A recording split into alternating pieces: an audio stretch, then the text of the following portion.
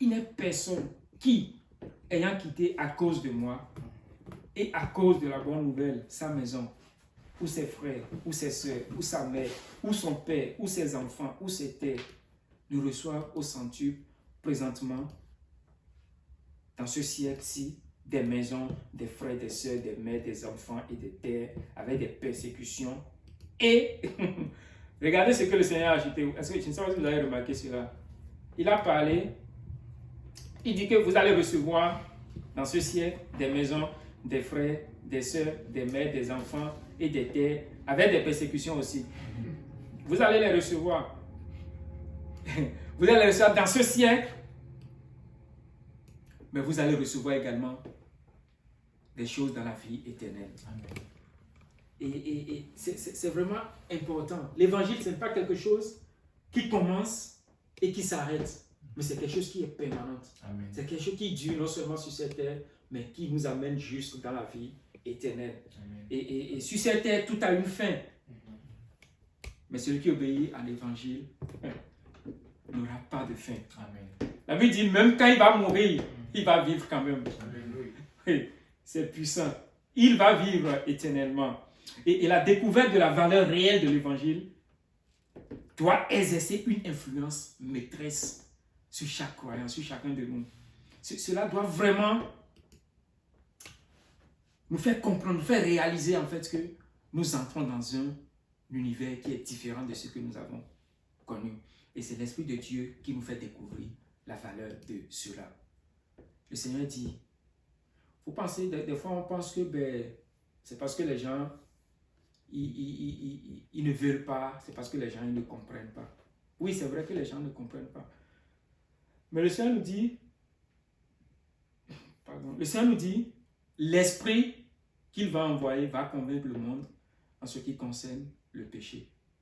Donc quelque part, les gens sont conscients qu'en réalité, ils sont en train de pécher. Il y a une conscience qui les accuse, qui les condamne constamment, qui leur fait comprendre en réalité qu'ils font mal.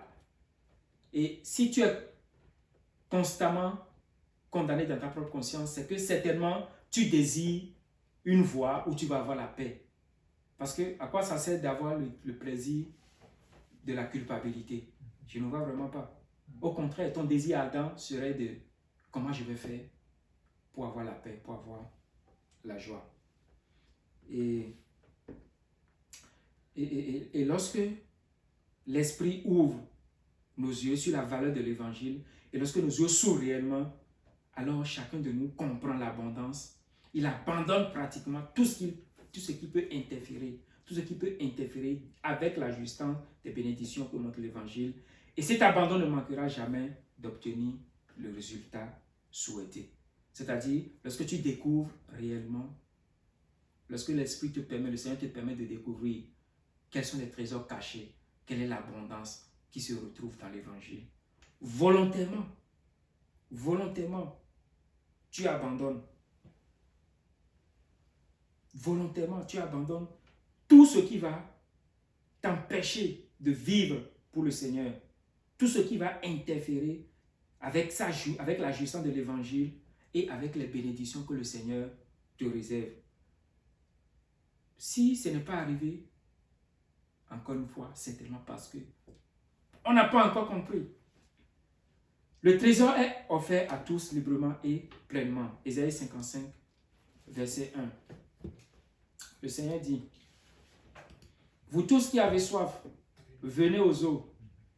Même celui qui n'a pas d'argent, venez acheter et manger. Venez acheter du vin et du lait sans argent, sans rien payer. Il dit, mais pourquoi pesez-vous de l'argent pour ce qui ne nourrit pas? Pourquoi travaillez-vous pour ce qui ne rassasie pas? Écoutez-moi donc, et vous mangerez ce qui est bon, et votre âme se délectera de mets succulents.